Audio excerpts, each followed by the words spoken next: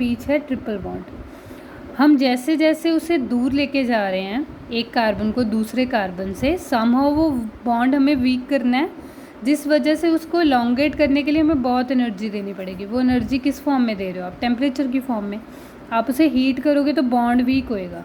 तो आप अगर फर्दर आप 450 करोगे तो और भी डिफरेंस आ जाएगा, जिस वजह से आप अपना पैरा आइसोमर प्रिपेयर कर सकते हो।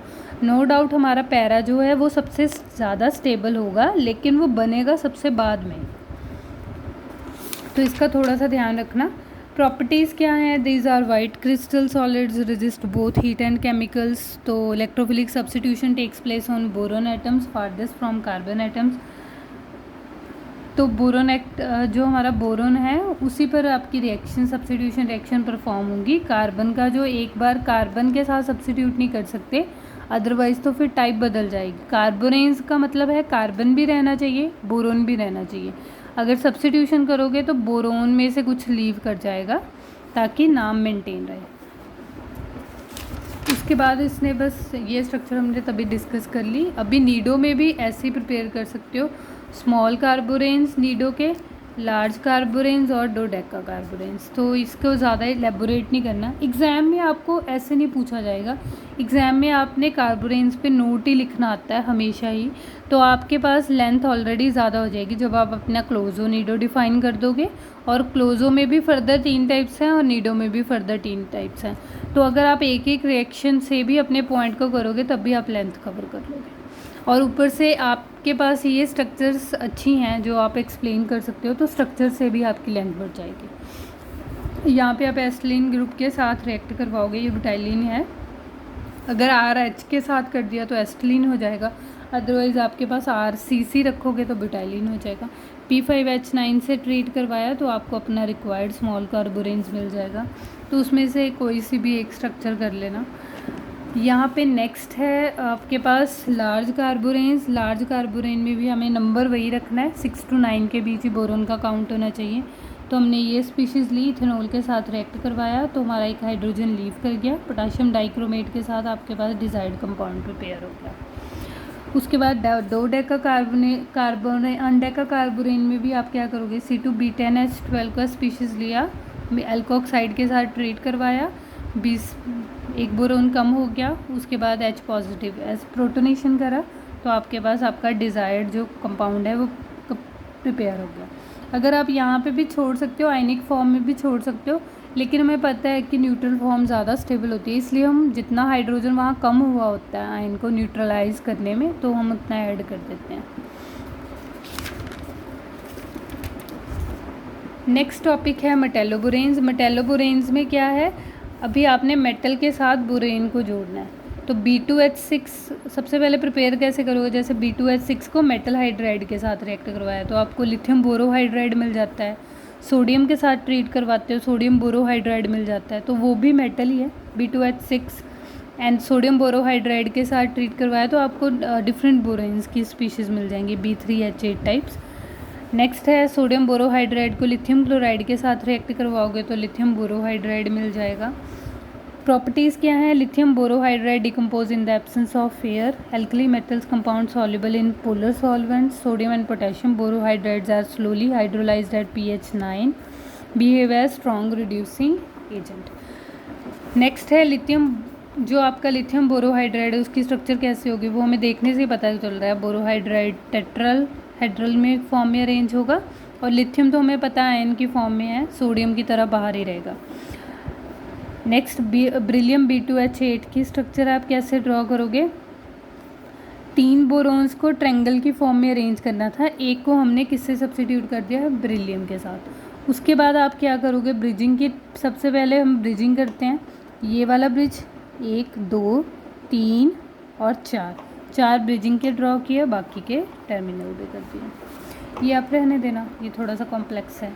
नेक्स्ट आपके पास है मेटेलो कार्बोरेंस। मेटेलो कार्बोरेंस क्या है, जहाँ पे मेटल भी होगा, कार्बन भी होगा, बोरोन भी होंगे, तो इसे हम बोलेंगे मेटेलो कार्बोरेंस। सबसे पहले आप इसे प्रिपेयर कैसे करोगे, C2B10H12 यूनिट को जब आप एल्कोक्साइड के साथ मिथेनॉल की प्रेजेंस में ट्रीट करवाते हो तो आपके पास ये यूनिट तैयार हो जाती है। 1,2 डाई क्लोजो डोडेकाबुरेन 12। तो इसको जब आप स्ट्रॉन्ग एसिड के साथ ट्रीट करवाते हो and strong base sodium hydride के साथ, तो आपके पास ये स्पीशीज़ मिल जाती है C2B9H11 2 नेगेटिव। उसके बाद जब आप इस स्पीशीज़ को अपने मेटल के साथ ट्रीट करवाओगे, तो अभी देखो कार्बन भी है हमारे पास, बोरोन भी है, सिर्फ मेटल की कमी है। तो आपने मेटल अटैच किया तो आपके पास जो रिजल्टिंग कंपाउंड बना वो आपके पास क्या बना, मेटेलो कार्बोरेंस। तो अभी आप इसे प्रिपेयर कैसे करोगे, इसे प्रिपेयर कैसे करना है, इस वर्टेक्स को कर देना है इरेज। जब आप इस वर्टेक्स को इरेज कर दोगे तो यहाँ पे आपके पास वैलेंस इलेक्ट्रॉन्स बन जाएंगे। इसका बॉन्ड नहीं बन पाया तो इसके ऐसे ही इलेक्ट्रॉन्स होंगे। अभी ये स्पीशीज़ के पास इलेक्ट्रॉन हैं, क्लियर।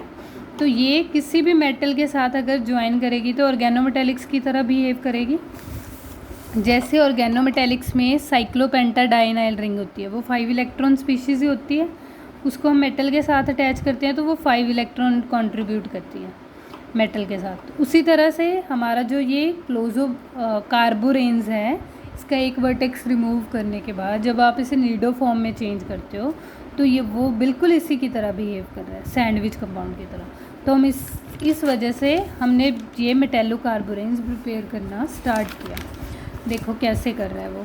सबसे पहले उसने क्या किया, एक वर्टेक्स उसने सैंडविच कंपाउंड जैसे बोरेन का एक वर्टेक्स रिमूव किया, यहाँ पे वो लोब्स बन गई थी। सिमिलर वे में उसने दूसरा बोरेन का स्ट्रक्चर किया पर उसका नीचे वाला लोब वर्टेक्स रिमूव किया, सो दैट कि दोनों साइड से हमें मेटल कैसे अपीयर हो। जैसे हम यहाँ पे अगर हम ध्यान से ऑब्जर्व करें, इसे कंपेयर करना हो तो हम फेरोसिन के साथ इसे कंपेयर कर सकते हैं।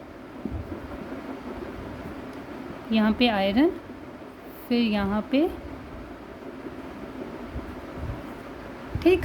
तो देखो ये भी 5 इलेक्ट्रॉन स्पीशीज़, ये भी 5 इलेक्ट्रॉन।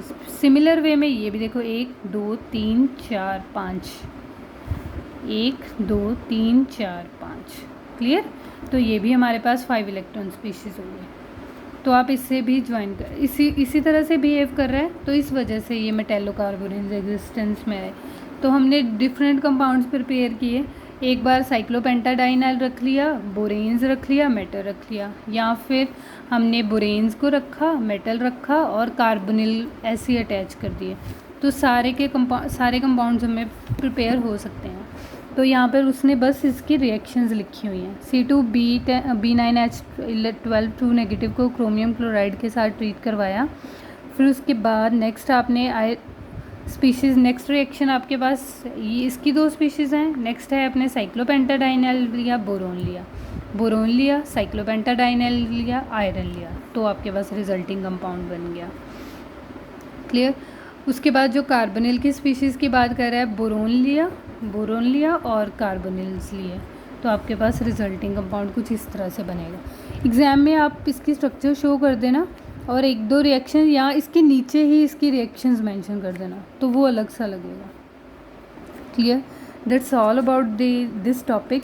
इसके साथ ही आपका जो इनऑर्गेनिक का सिलेबस है आज वो ख़त्म हो गया। ये लास्ट वीडियो था जो मैंने इनऑर्गेनिक के लिए पोस्ट किया। इसके बाद हम अपना सिलेबस स्पेक्ट्रोस्कोपी का कंटिन्यू करेंगे। That's all about this topic. Thank you so much.